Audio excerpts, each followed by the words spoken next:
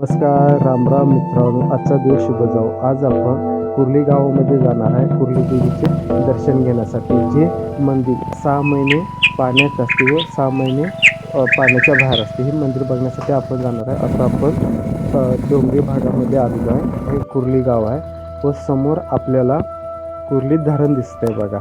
आणि आता आपण मंदिराकडे जी वाट जाते त्या वाटेने आता आपण जाऊया या मंदिरापर्यंत. आता उन्हाळ्यामध्ये गाडी मंदिराच्या दारामध्ये जाते व पावसाळ्यामध्ये हे मंदिर पूर्णपणे पाण्याने वेढलेलं असते आणि हे पूर्णपणे पाण्यामध्ये असते. हा समोरचा आपल्याला दृश्य दिसत आहे कुर्ली डॅमचा. हा डॅम्प आहे. डॅमच्या बॅक साईडला आपण आलेलो आहे आणि हे या ठिकाणी कुर्ली हे गाव होतं. त्याचे अवशेष वगैरे आपल्याला आता दिसत आहे. पूर्णपणे पाण्यामध्ये आहे. जुन्या पुरातन काळातील हे मंदिर आहे. जे मंदिर आपल्याला इथे समोर दिसत आहे बघा. सर्वपणे आपल्याला हे पुरातन काळामधील अवशेष वगैरे आपल्याला इथे दिसत आहे. जुनं गाव, इथे पहिलं गाव होतं. धरण झाल्यामुळे इथे लोकांना इथून स्थलांतरित व्हावे लागले. हे कुर्ली धरण हे आज आपण बघण्यासाठी आलेलो आहे. उन्हाळ्यामध्ये पाणी आटलेलं आहे. समोर आपल्याला मंदिराचा काही पडलेला भाग जो पाण्यामध्ये गेला होता हे आपल्याला इथे दिसत आहे बघा. पूर्ण काळ्या पाषाणमधील आपल्याला इथे शिळा वगैरे आपल्याला इथे बघायला मिळतात. आपण आता धरणाच्या मध्यभागीमध्ये आहे. आपण आता चालत फिरत आहे. मी आणि माझा भाऊ हे गावामध्ये आलेलो आहे. कुर्ली गावामध्ये आपल्याला दाखवण्यासाठी. हे पावसाळ्यापूर्वीची म्हणजे मे महिन्यातील हे दृश्य आहे. पूर्णपणे आपल्याला इथे मंदिर बघायला वगैरे सगळं मिळतं आहे. हे समोर आपल्याला दिसत आहे बघा. हे पूर्णपणे पुरातन काळातील म्हणजे पूर्वीच्या काळामध्ये घराचे अवशेष, सतीची शिळा वगैरे आपल्याला इथे बघायला मिळते. जुनं मंदिर जे पाण्यामध्ये गेलेलं आहे पूर्णपणे दिसत आहे आपल्याला. त्यांचे चौथरे, कट्टे वगैरे आपल्याला इथे दिसत आहे बघा.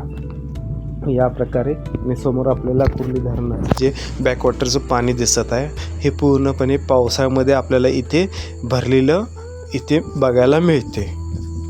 हे अशा प्रकारे आज आपण कुर्ली गावामध्ये आलेलो आहे. समोर सह्याद्री पर्वतरांगा हे आपल्याला इकडे बघायला मिळत आहे.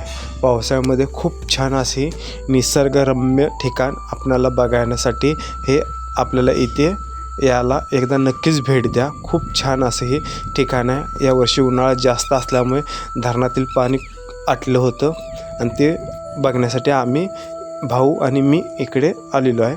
ही समोर आपल्याला सह्याद्री रांगेची रांग आपल्याला भेटते. वरील बाजूला कोल्हापूर वगैरे आहे सह्याद्री रांगेच्या वरच्या बाजूला.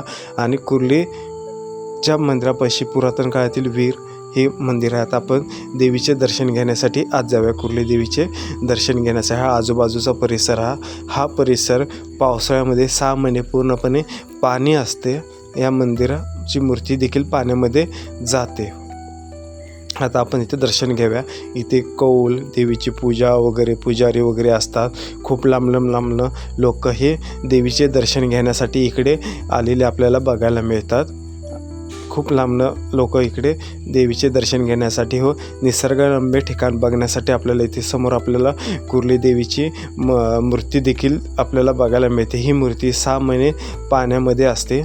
तसे 6 महिने हे आपल्याला बघण्यासाठी या ठिकाणी यायला भेटते. पावसाळ्यामध्ये आपल्याला इथे एकदा नक्कीच येऊया. पावसाळ्यातले पण दृश्य तुम्हाला मी दाखवण्याचा प्रयत्न करेल.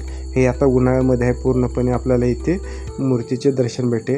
ही मूर्ती स्वयंभू मूर्ती आहे कुर्ली देवीची. हा आजूबाजूचा पूर्णपणे परिसर आहे. जो येथील जी वस्ती होती ती स्थलांतरित झाल्यानंतर ती जी घरं मंदिरं वगैरे नामश पडली होती, पाण्यामध्ये गेली, धरणामध्ये गेलेल्याचे सगळे अवशेष आपल्याला इथे मिळते. हे मंदिर आपल्याला फक्त आजूबाजूला त्यांचे अवशेष बघायला मिळतात. या प्रकारे आज आपण कुर्ली गावामध्ये आलो. कुर्ली गावाकडे येण्यासाठी 2 मार्ग आहेत.